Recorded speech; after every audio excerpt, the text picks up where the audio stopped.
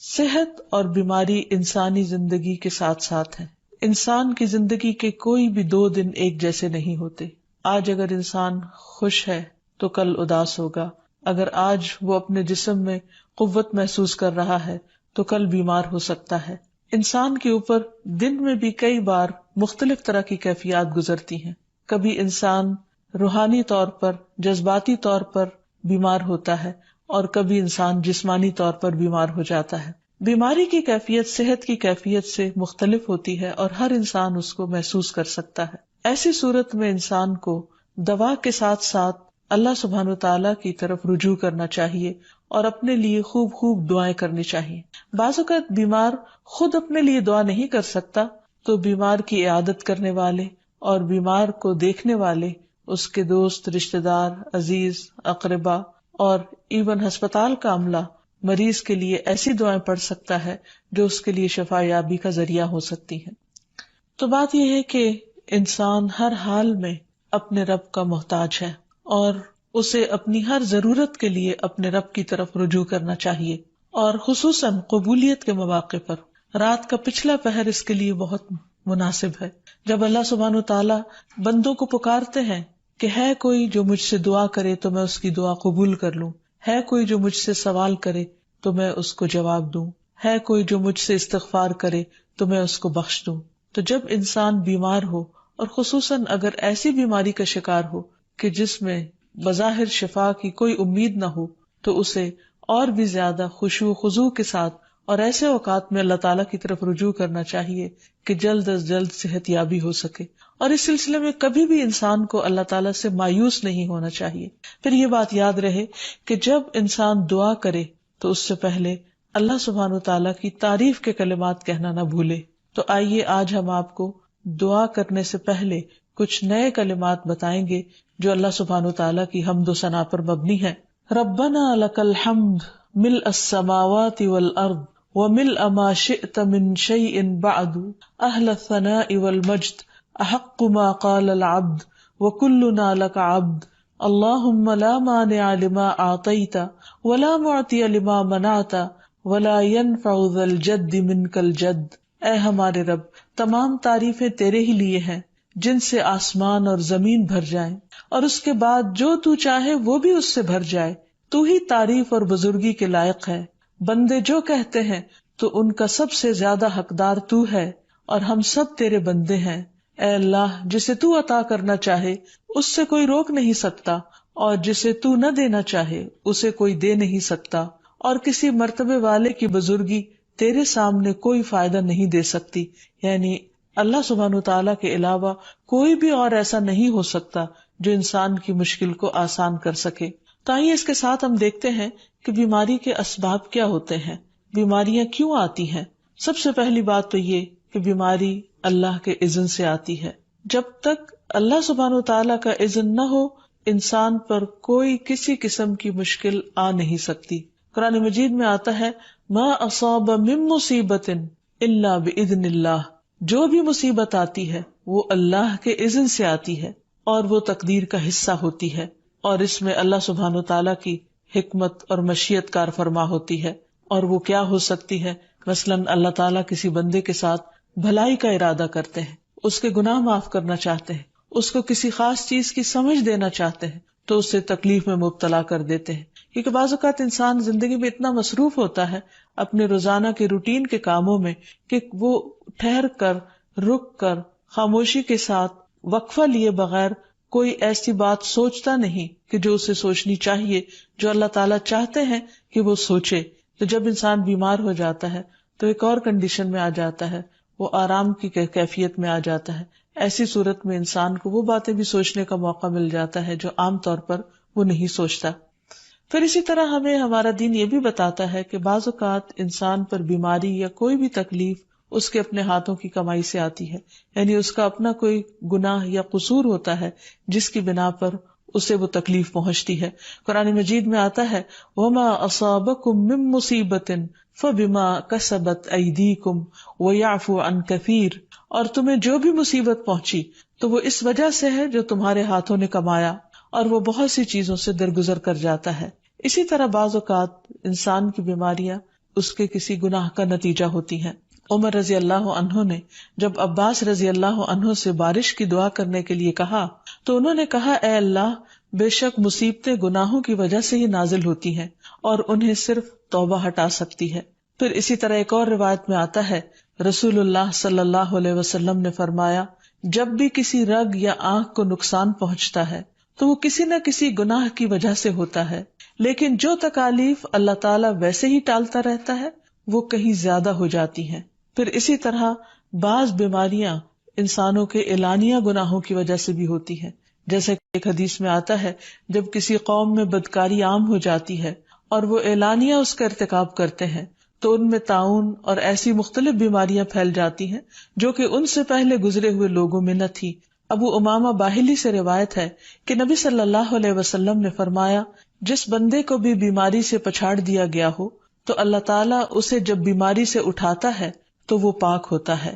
تو یہ ایک حقیقت ہے کہ انسان کے گناہ اس کے لیے مشکلات کا سبب بنتے ہیں۔ امام ابن القیم الجوزیہ لکھتے ہیں، ان کی ایک مشہور کتاب ہے الداء والدواء، بیماریاں اور علاج، اس میں وہ کہتے ہیں کہ کوئی بھی گناہ ایسا نہیں کہ جس کے اثرات نہ ہوں۔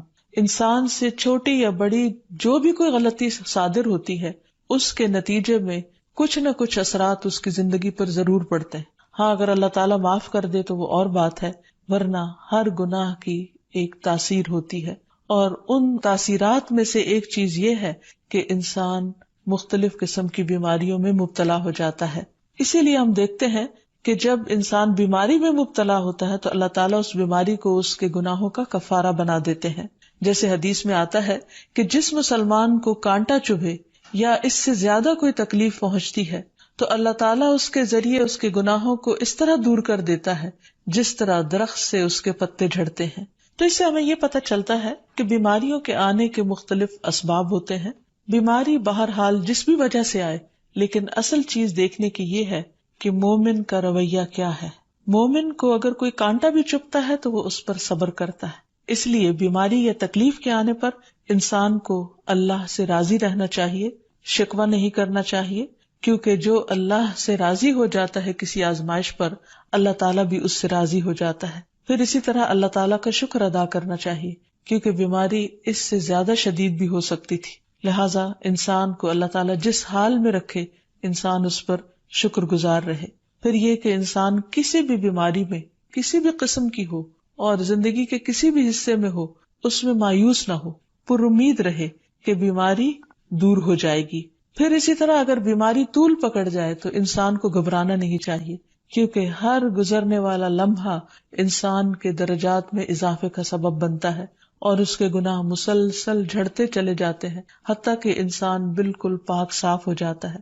پھر اسی طرح انسان کو بیماری کی حالت میں دوسروں سے شکوے شکایات نہیں کرنی چاہیے، کیونکہ بیماری اللہ کے اذن سے آتی ہے، اور جب انسان ہر ایک کے آگے رونے لگتا ہے تو گویا وہ اللہ تعالیٰ کا شکوہ کر رہا ہوتا ہے، جو چیز اللہ تعالیٰ کو پسند نہیں۔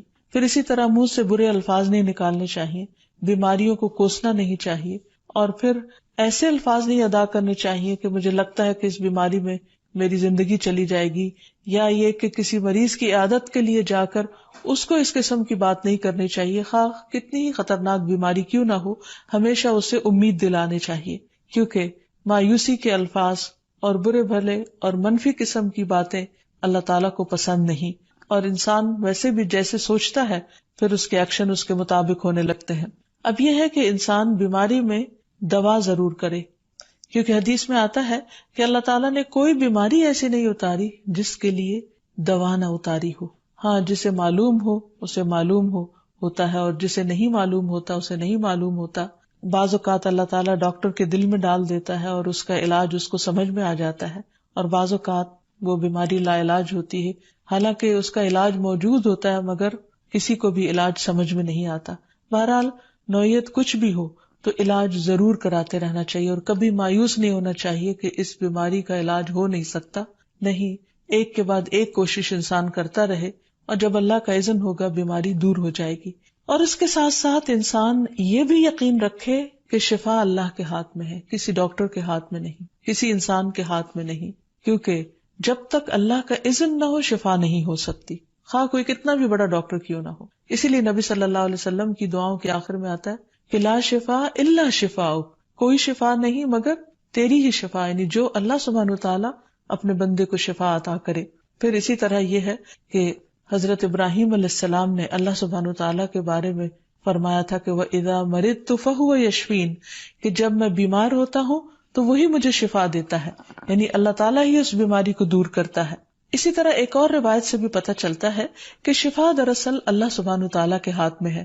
حضرت عائشہ سے مروی ہے کہ رسول اللہ صلی اللہ علیہ وسلم دم کیا کرتے تھے اور یہ دعا پڑھتے تھے، امسح البأس رب الناس بیدک الشفاء لا یکشف الکرب الا انت، اے لوگوں کے رب تکلیف کو دور کر دے، تیرے ہی ہاتھ میں شفا ہے، تیرے سوا اس کو دور کرنے والا اور کوئی بھی نہیں۔ پھر اسی طرح انسان جب کسی بیمار کی عیادت کے لیے جائے تو اس پر بھی دعا پڑھے اور اس کے لیے دعا کرے۔ رسول اللہ صلی اللہ علیہ وسلم نے فرمایا، جو مسلمان کسی ایسے بیمار کی عیادت کے لیے اس کے پاس آئے جس کی موت کا وقت قریب نہ آیا ہو اور 7 مرتبہ یہ پڑھے، اسأل اللہ العظیم رب العرش العظیم ان یشفی فلانا من وجعہ، میں اس عظمت والے اللہ سے سوال کرتا ہوں جو عرش عظیم کا رب ہے کہ فلاں کو اس کی تکلیف سے شفا عطا فرمائے، تو اللہ عز و جل اسے شفا عطا فرما دیتا ہے۔ اور پھر ہم دیکھتے ہیں کہ تمام انبیاء اپنی بیماریوں میں، تکلیفوں میں اللہ تعالیٰ کو پکارتے تھے، جیسا کہ ایوب علیہ السلام کی دعا قرآن مجید میں آتی ہے۔ اور ایوب جب اس نے اپنے رب کو پکارا کہ بے شک مجھے تکلیف پہنچی ہے اور تو رحم کرنے والوں میں سب سے زیادہ رحم کرنے والا ہے، تو ہم نے اس کی دعا قبول کر لی، بس اسے جو بھی تکلیف تھی اسے دور کر دیا اور اسے اس کے گھر والے اور ان کے ساتھ ان کی مثل اور عطا کر دیے اپنے پاس سے رحمت کے لیے اور ان لوگوں کی یاد دہانی کے لیے جو عبادت کرنے والے ہیں۔ اسی طرح رسول اللہ صلی اللہ علیہ وسلم نے ایک اور موقع پر ایک صحابی عثمان بن ابی عاص الثقفی کو ایک دعا سکھائی۔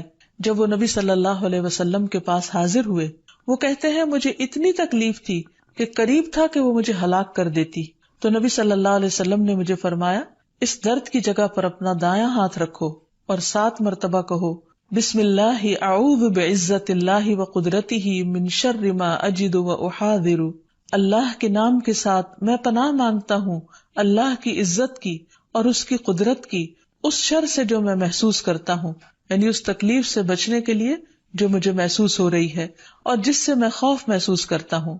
عثمان کہتے ہیں کہ جب میں نے یہ پڑھا تو اللہ سبحانہ وتعالیٰ نے مجھے شفا عطا کر دی۔ پھر اسی طرح ہر بیماری سے شفا کی دعا نبی صلی اللہ علیہ وسلم نے سکھائی۔